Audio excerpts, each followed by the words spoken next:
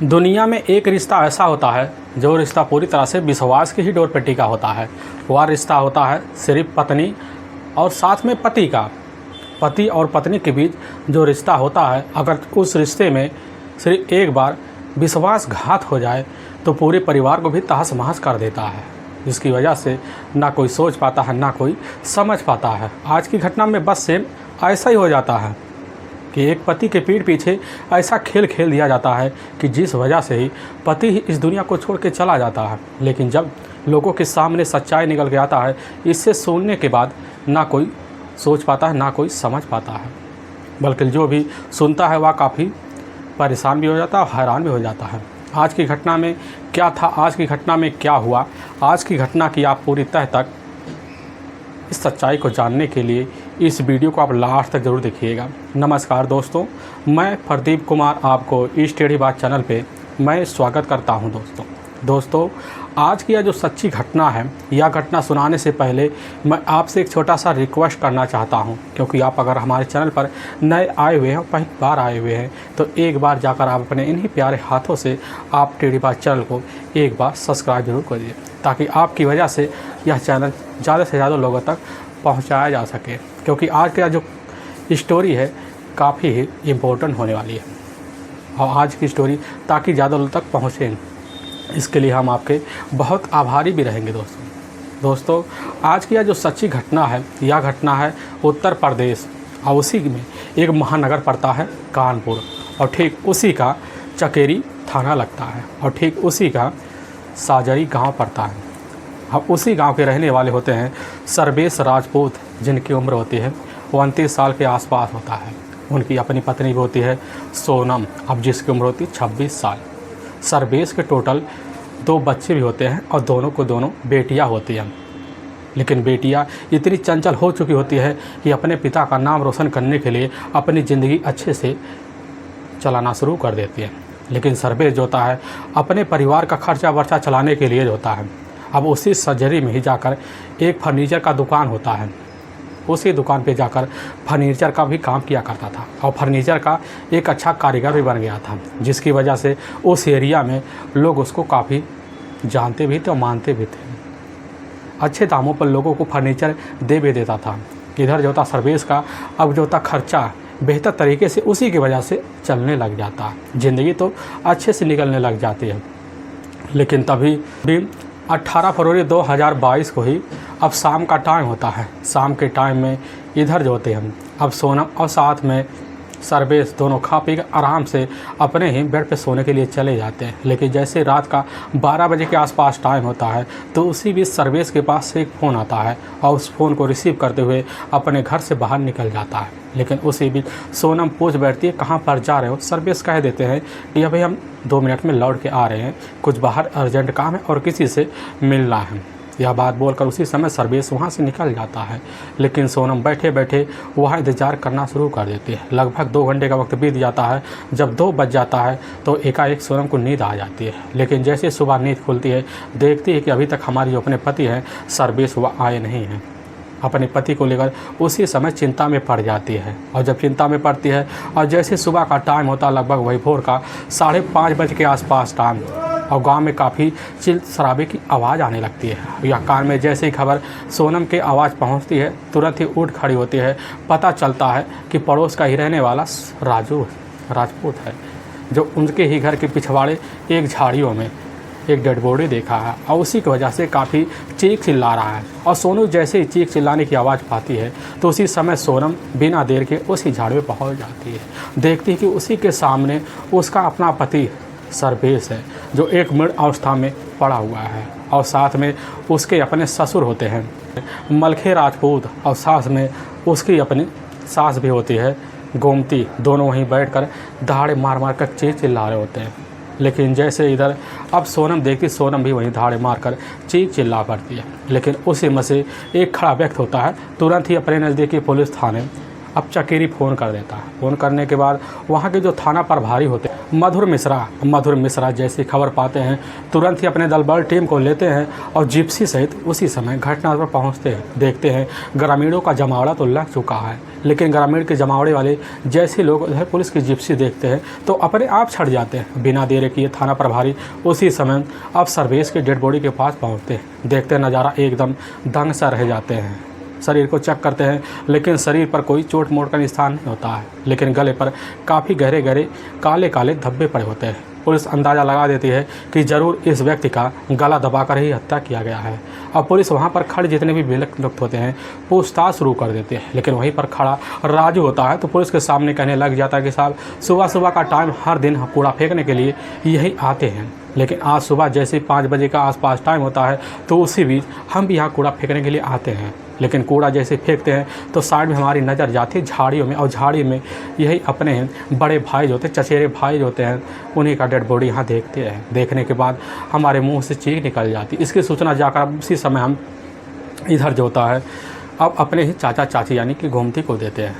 यह खबर पाने के बाद गाँव के लोग इकट्ठा हो जाते हैं। यह सब बात सुनते हैं। वहाँ पर अब जो होते हैं तुरंत ही थाना प्रभारी एक्शन में आ जाते हैं और इस केस की छानबीन करने के लिए सबसे पहले उस बॉडी का अच्छे से पंचनामा करते हैं। पंचनामा करने के बाद अपने नज़दीकी जो सरकारी अस्पताल होता है उसी में पोस्टमार्टम हाउस भिजवा देते हैं। भिजवाने के बाद पुलिस की जो टीम होती है वहीं पर खड़ी इधर अब सर्वेश की अपनी जो पत्नी होती है सोनम मौके पर वहीं दहाड़ी मारकर चीख चिल्ला रही होती है। पुलिस में कुछ कांस्टेबल महिला भी होती है जो उस समय सोनम को समझाती बुझाती है, सत्ताना देती है, लेकिन जैसे ही कुछ घंटे बीतते हैं अब पुलिस वहीं सोनम से पूछने भी लग जाती। पुलिस के सामने सोनम कहने लग जाती कि साहब शाम का टाइम होता है, शाम के टाइम हमारे जो अपने पति होते हैं वह थका मारा होकर काम से लौटते हैं और हमारे साथ बैठकर खाना खाते और हम लोग सोने के लिए अपने बेड पे चले जाते हैं। लेकिन जैसे रात का 12 बजे के आसपास टाइम होता है तो उसी बीच हमारे जो अपने पति होते हैं सर्वेश के पास एक फ़ोन आता है। उसी फ़ोन को रिसीव करते हुए बाहर निकल जाते हैं, लेकिन इशारों में हमें बता देते हैं कि अभी हम कुछ मिनट में वापस लौट आएंगे। उनका हम इंतज़ार करते हैं, लेकिन उस रात हमें नींद नहीं आती। सुबह टाइम हो जाता है। सुबह के टाइम में हमारे दिल को तसल्ली नहीं मिलती है और उसी बीच गांव में पूरी तरह से शोर शराबे मच जाते हैं और उसी शोर शराबे को सुनकर हम भी यहां पर पहुंच जाते हैं। तो यह सारा नज़ारा हमारे सामने आ जाता है। अब थाना प्रभारी मधुर मिश्रा वहीं पर होते हैं। थाना प्रभारी वहीं अब पूछ लेते हैं सोनम से कि आखिर तुम्हें क्या लग रहा है, तुम्हारे पति के साथ ऐसा क्या किसी की दुश्मनी हो सकती है या किसी का लेन देन हो। अब वहीं पर सोनम कह देती कि साहब हमारे पति एक देखा जाए तो शराबी है, लेकिन इतने खतरनाक शराबी तो नहीं है किसी की मदद लेकर वह शराब पिए, लेकिन साहब उनका किसी ना किसी से रंजिश तो रहता ही है, क्योंकि उनका आए दिन झगड़े तकरार चलते रहते हैं। अब पुलिस जो होती इधर अब सोनम की बात सुन लेती है। सुनने के बाद और वहाँ पर खड़े इधर जो होते हैं अब सोनम के ही अपने सास ससुर से ही पुलिस वहाँ पूछताछ शुरू कर देती है। लेकिन पूछताछ जब शुरू कर देती है तो पुलिस के सामने कुछ चौंकाने वाली बात निकल के आ जाते हैं। अब पुलिस का जो शंका होता है वह जाकर वहाँ पर खड़ी जो घड़ियाली हाँसू बहा रही होती है सोनम पर टिक जाती है, और टिकने की वजह से पुलिस होती है सीधा का सीधा जो हाथ होता है सोनम के ऊपर नहीं डालना चाहती है और इसीलिए तुरंत अपने थाने लौट आने के बाद सबसे पहले सोनम का जो मोबाइल नंबर होता है उसका पूरा CDR डिटेल निकाल लेती है। और जब पूरा CDR डिटेल निकाला जाता है तब उसी मोबाइल नंबर में उसी एक अनजान नंबर से एक सबके सामने रहस्य खुल जाता है। पता चलता है कि सोनम के मोबाइल नंबर में एक अनजान नंबर होता है जो सोनम उस नंबर से लगभग हर दिन बात किया करती थी, और यहाँ तक घटना वाली रात भी उस नंबर पर लगभग 12 से 12 बार कॉल किए गए होते हैं। अब पुलिस को समझते देर नहीं लगती कि इसमें सोनम के अलावा किसी और का हाथ ना होगा। अब पुलिस जैसे ही उस रोग नंबर के बारे में जानकारी पाती है पता चलता हुआ नंबर जो होता है खुद सोनम का ही अपना एक फुफेरा जीजा होता है, और वह जीजा होता है जो उत्तर प्रदेश के ही रायबरेली का ही एक जाना माना इलाका पड़ता है महाराजगंज, वहीं का ही रहने वाला होता है। लेकिन मौके पर आकर उसी कानपुर में ही जाकर एक कमरा किराए पर लेता है और वहीं पर काकागंज में रहना शुरू कर देता है। यहाँ रहकर प्लम्बरी का काम भी करता है, जिसकी वजह से अब यहाँ सोनम के घर उसका काफ़ी आना जाना लगा रहता है। अब पुलिस को समझते देर नहीं लगती। अब हो ना हो इसमें सोनम और साथ में उसका जो अपना फुफेरा जीजा है साथ में कमलेश के अलावा किसी का हाथ नहीं हो सकता। अब पुलिस बिना देर किए सबसे पहले कमलेश के घर दबच मारती है, और जब कमलेश के घर दबच मारती है पता चलता है कमलेश तो अपने घर पे मौजूद। और बिना देर किए पुलिस की दूसरी जो टीम होती है सोनम की भी अपनी कस्टडी में लेती है और दोनों को थाने ले आती है। और जैसे थाने बैठाया जाता है पुलिस को देखते हैं सोनम और कमलेश थर थर काँपना शुरू कर देते हैं। और पुलिस इधर अपनी तरीके से अपनी शक्ति से पूछताछ जब शुरू कर देती है तो बिना देर किए सोनम और साथ में कमलेश पुलिस के सामने एकदम तोता बन जाते हैं और ना पुलिस के सामने कुछ सह पाते हैं, ना डोज उनका देख पाते हैं। अब बिना देर किए पुलिस के सामने टूट सा जाते हैं। लेकिन पुलिस के सामने इधर जो होती है सोनम, जो सच्चाई रखती है, जो कहानी बयां करती है, इसे सुनने के बाद लोगों का कलेजा भी थर्रा जाता है। असल में इसी जो उत्तर प्रदेश का जाना माना जो महानगर पड़ता है कानपुर, उसी का चकेरी जो कस्बा लगता है, ठीक उसी में साजरी गांव पड़ता है।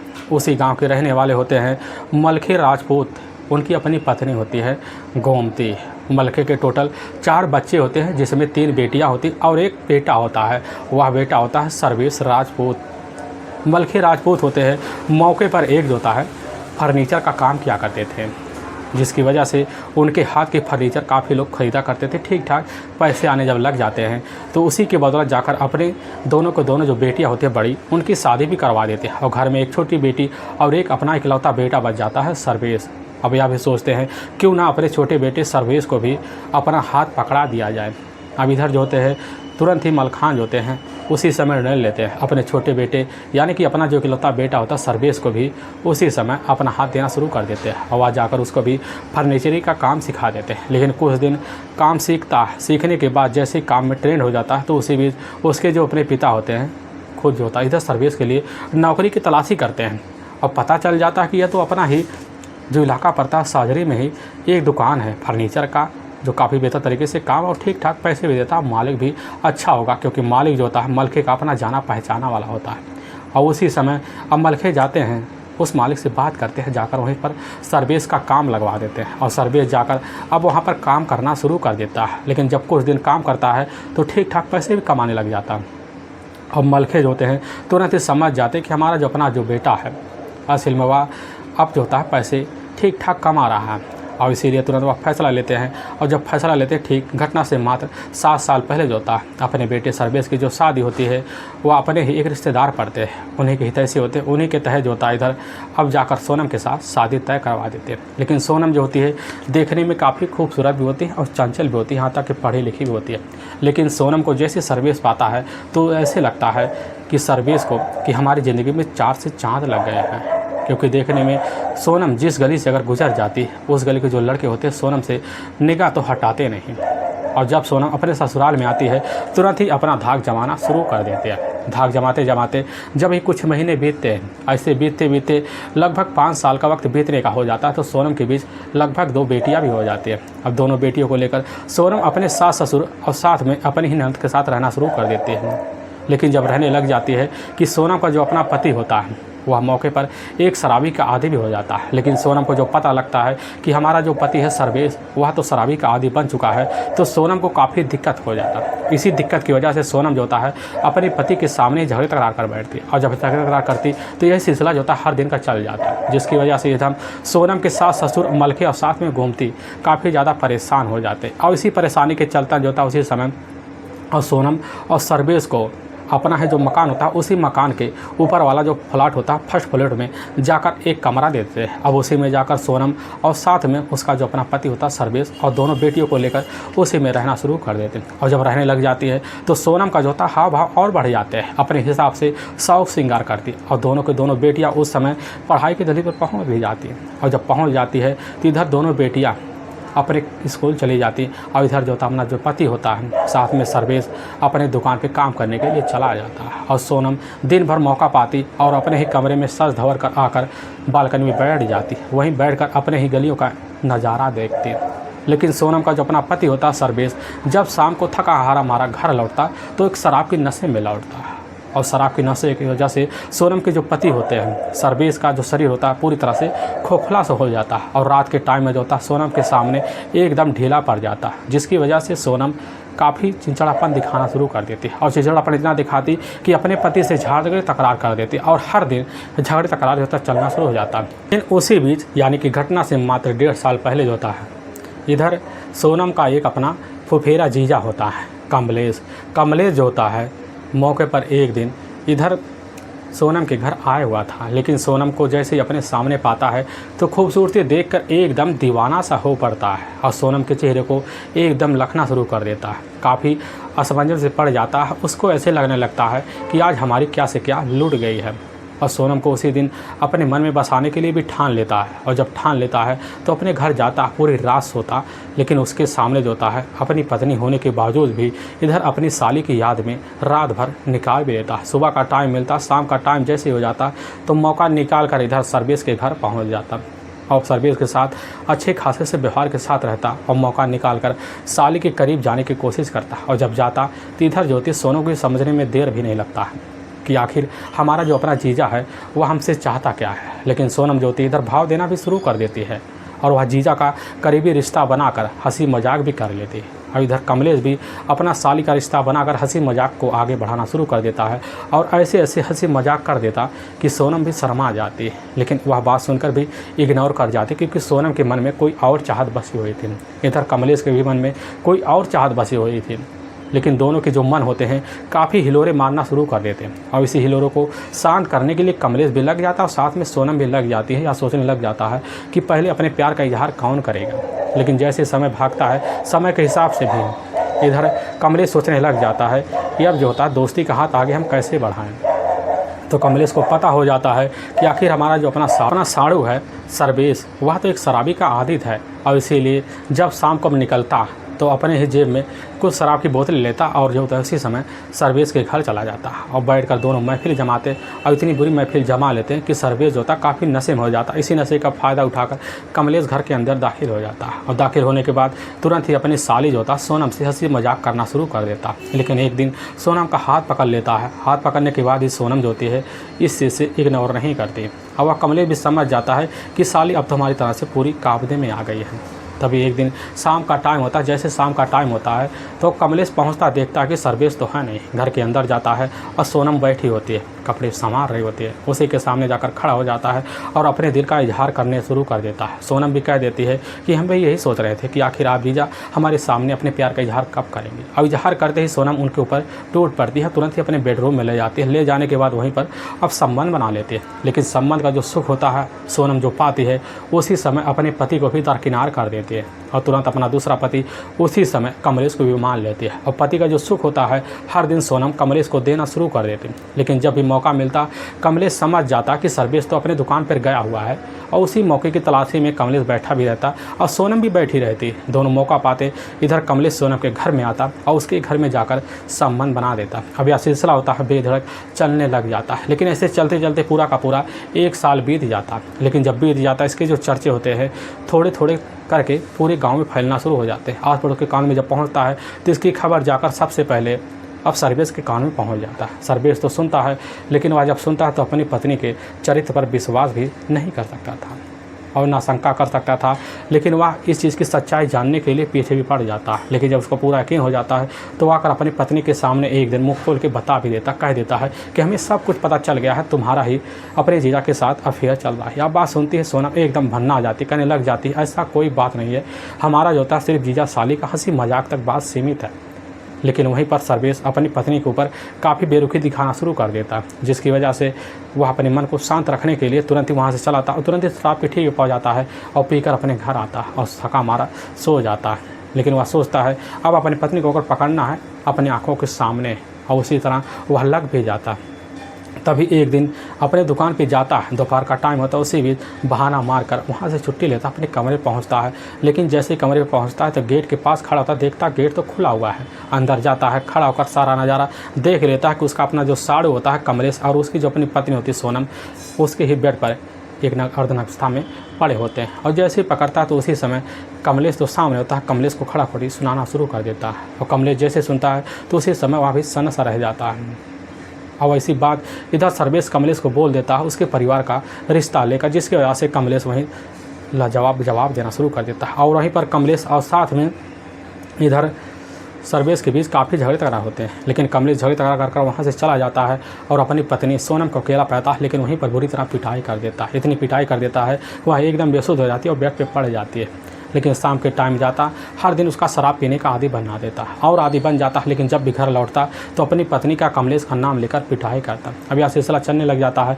लेकिन इधर साथ कमलेश और साथ में सोनम दोनों मिलने के लिए बेकरार होते हैं। और जैसे ही सोनम मौका पाती तो दोबारा अपनी हिम्मत जता लेती। हिम्मत जताने के बाद अपने ही घर में फिर जीजा को बुलाना शुरू कर देती है और जैसे चोरी छुपे मौका पाते संबंध तो बना लेते हैं। अब यह सिलसिला चलने भी लग जाता है। लेकिन इसकी खबर जो था गाँव की वजह से जाकर इधर सोनम के जो अपने सास ससुर होते हैं मलखे और साथ में गोमती के कहानी में जब पहुंचती है तो वह भी एकदम शर्म से झुक जाते हैं, क्योंकि वह सोनम से मुंह लगाना नहीं चाहते हैं। क्योंकि सोनम का जो मुंह होता है काफ़ी चौड़ा भी होता है। वह हर बात बिना रुके टुके जवाब भी दे देती है। लेकिन जब हिम्मत इधर मलखे और साथ में गोमती हार जाते हैं तो वह हिम्मत हार के ही सोनम के सामने खड़े होकर सारी बात कह देते हैं। लेकिन सोनम उसी समय गोमती को एक बार तू तड़ा कर देती है। उनको ऐसी बात बोलती है जिसकी वजह से गोमती वहीं शांत हो जाती है, अपने घर में चली जाती है। उस समय समझ जाती है कि जो भी जीना है हमारा बेटा अपनी बहू के साथ जिए। लेकिन वक्त तो गुजरना फिर शुरू हो जाता है। तभी एक दिन दोपहर का टाइम होता है। उसी बीच इधर सोनम अपने जीजा कमलेश के साथ अपने ही कमरे पहुंच हो जाती है। तभी गोमती जो होती है उसी समय दरवाजे पर खड़ी होकर सारी नज़ारा देख लेती है और देखने के बाद एकदम भन्ना आ जाती है और इसकी सूचना उसी समय अपने बेटे सर्वेश को फ़ोन के द्वारा दे देती है और ताला लगा देते हैं। लेकिन जैसे ही ताला इधर आकर अब तुरंत सर्वेश खोलते ही कमलेश वहाँ से दोनों दमा के फरार हो जाता है। अपनी पत्नी को पाता है, वहीं पर पिटाई कर देता है और जब पिटाई करता उसके बाद फिर ठेके पर जाता, फिर आकर पीकर फिर झगड़े तकरार करता, फिर पिटाई कर देता। अब यह सिलसिला जो होता है हर बार चलना हो जाता है। हर बार जब पी के आता ज़रूर वह गोमती का जो बहू होती है अब इधर सोनम का पिटाई करना जारी कर देता है। सोनम जो होती है अब काफ़ी ज़्यादा परेशान हो जाती है। तभी दोपहर के टाइम में देखती है सोनम कि उस समय हमारे जो अपने पति है सर्वेश तो घर पर है नहीं। अपने हिजीजा को फ़ोन करके चोरी छुपे बुला लेती है, लेकिन रिश्ता रख लेती है। अब उठने के बाद खड़ी हो जाती है तो कहने लग जाती है कि तुम काफ़ी दिल फेंक आदमी लग रहे हो, क्योंकि जब हमारा पति हमको पकड़ता है तो तुम उस समय भाग क्यों जाते हो, आखिर में उनका सामना क्यों नहीं करते। कमलेश कह देता है कि तुम्हारा पति है, तुम ही झेलो, हम इसमें क्या कर सकते हैं। और वहीं पर सोनम भी कह देती है कि अगर हमारा पति है तो तुम्हारा भी कुछ लगता है, हमारे पर हक बनता है, हम तो तुम्हारी ज़िंदगी के लिए बने हुए हैं। यह बात जैसे कमलेश सुनता कहने लग जाता है कि आखिर हम क्या करें, हम क्या कर सकते हैं।